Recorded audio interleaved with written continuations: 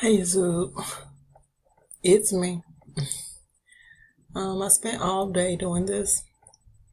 I wanted you all to see that now I'm available on eBay. I went on ahead and listed my items on there because, for one, I have to set business goals, and last year can't be this year. We did well last year. I have a lot of faithful family and friends that do shop with me. But I need to extend my reach, so to speak. So I'm now listed on eBay. This is the stuff I was telling you all about that Mia informed me about as far as cleansing your body and removing intestinal worms, and it also helps with weight loss. It's called diatomaceous earth, and her husband use it. I just ordered me and my family a big bag, and we're gonna start to take it as well. Be sure to get the food grade. It's for human and pet use. It also helps if you have pets with worms and stuff like that.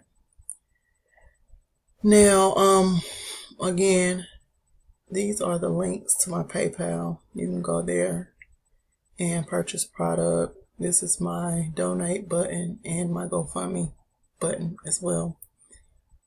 A lot has been going on, y'all, and I am a very emotional person.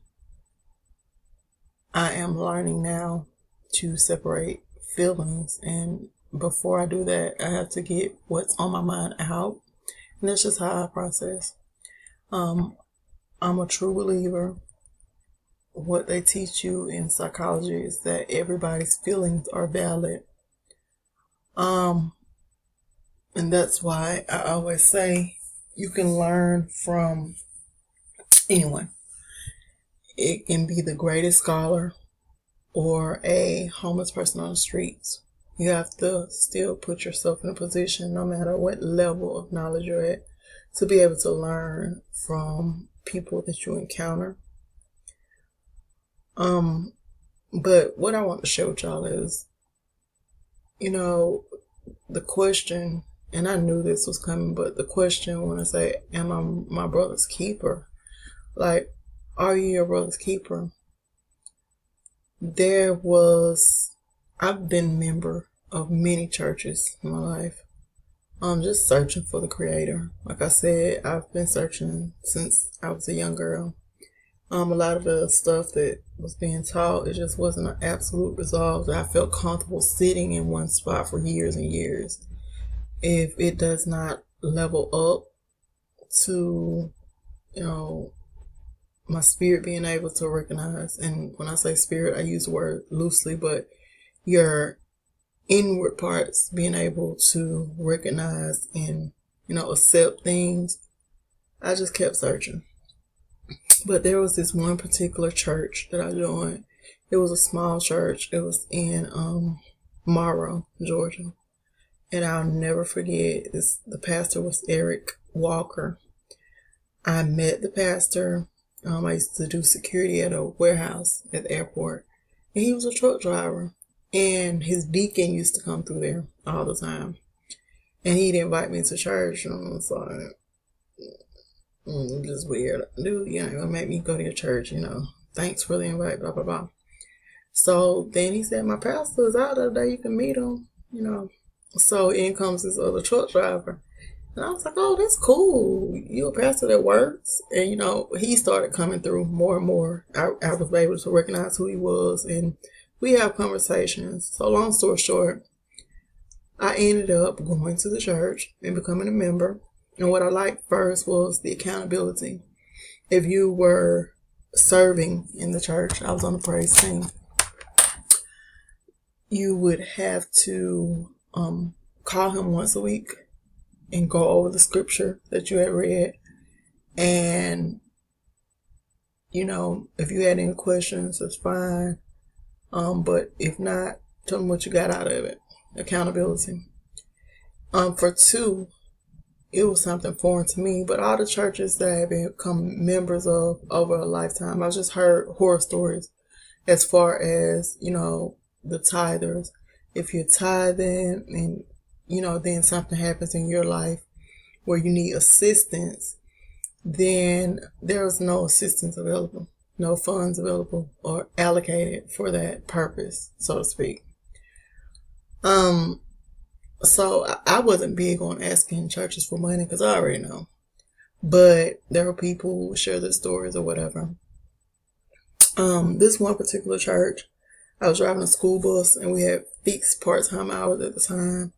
And I was really trying to get the experience in, when you're driving, when you got a CDL, you pretty much try to get in and lay down the groundwork. And I still hold my CDL. Shout out to Scorpio, October Scorpio. I too own a CDL. So, you'll take anything, like you said, the contracts, to stay with the company for this period of time, just get your feet wet. So I signed up with the Board of Education. They give you a class B. They train you for free. Yada, yada, yada.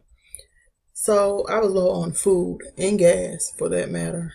Just in being in training, you get paid less in training, and sometimes you don't get paid at all. Just depends on the company as far as school bus is concerned. But I was in training or coming out of training. It could have been in the middle of the year. Just who knows? Life happens all over the world to a whole lot of people. At the time, I still was a member at the church. I tithed and offered if I could, but I ran into a bump where I needed some food and gas. The families that attended this church, minus the hijack, minus the Jesus and all this and that, when I needed, I did not make it known at first. I had to learn that a closed mouth doesn't get fed. When you need help, you have to open your mouth. People don't know. So once I did ask, they filled my car up and took me to the grocery store. And over the years, other churches will tell you, well, we have this fund allocated for this or allocated for that, whatever the hell they doing funds. But the immediate need should always be the community first. Even if it's a fund for you, the church to go to Ghana. And y'all have to make this trip to Ghana. You cannot go over in Ghana and spread the gospel, minus the hijack, without first taking care of home. And that's just bottom line all the way across the board. That story alone, it taught me that there are people out there that know what the bigger picture is, so to speak. Minus the fact the church had a light bill or whatever the church was paying at the time. I'm pretty sure, it wasn't a big church. It wasn't a lot of members. And everybody probably wasn't tithing. They still helped me. I remember another time where I went and I didn't feel comfortable with them just helping me. So I asked if I could pay it back. And I did. Even if it's a loan situation and you need it back because it's allocated for different stuff, that's fine. But the bigger thing should be the immediate need.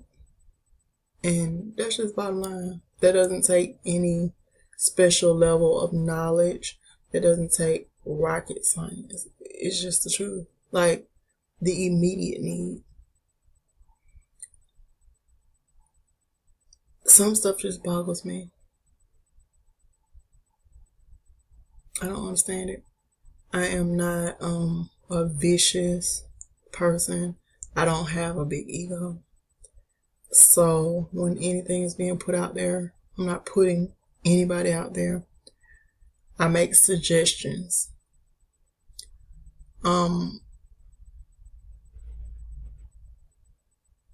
Trying to help out in any way I can. Even if it's just me doing some paperwork. I just try to help. And I try to help everybody if I can. I don't have a pool of finances that I can dip in and out of. I just don't. What I do have is a mouth where I can spread the word. And that's what I do. When I have extra, if I can support a small melanated business, I do. And that's the thing, like, we speak and preach community, but we don't conduct ourselves as a community. We preach and speak about coming together, but we don't want to be contacted. It's an oxymoron. I don't get it. And it's not to say what's right and wrong. It's just to say I personally don't get it. To each his own. I just want to share that with y'all. And if you are participating in any type of confusion, if you have nothing better to do than sit around and slander your brother, to sit around and slander your sister, if you are handling your brother and your sister in reckless manner, in an egotistical manner, then you just got to deal with it. You have to deal with what comes with it. It is what it is. It's not in my character to go blow for blow, or to be jabbing and stabbing and shooting. That's just not me. All I want is out, and I would like to do my getting out with a community of people that have each other's back. Plain and simple. I just don't get it. And everybody's interpretations and the feelings and the emotions and the egos, like, we have to be able to put that to the side. You can't be preaching community and then somebody coming together, and then when people are coming towards you, you're like, oh, hands off, don't come this way. I meant y'all get with each other. Like, I don't get it. Like, I don't. So what I'm going to do is do what I have to do. I'm just trying to get out. I want to do that with like-minded people that have each other's back. That's what I'm going to do. And my support system, they're going to do it with me. And keep them all to myself. They came with me. They're going to stick with me. Let's just say that we run into people like-minded that want to join up, and that's fine.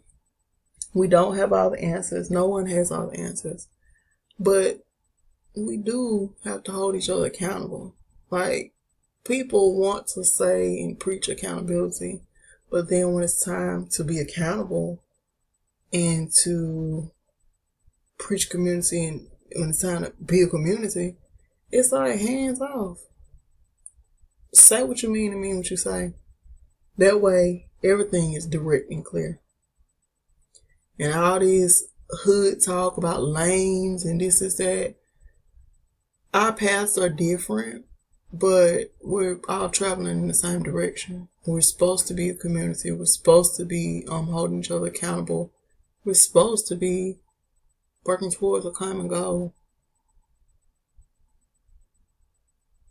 You gotta be a special type of person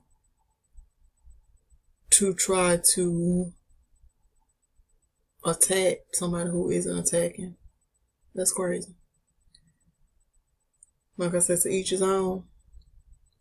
But mean what you say. Say what you mean what you say. And that's just bottom line. That's enough about that. Shared my story, got my point across. That was for whoever needed to hear it. I needed to say it. I hope everyone is doing well. Peace and power to you this week. And I'm going to try to get some more reading done tonight. So just stay tuned.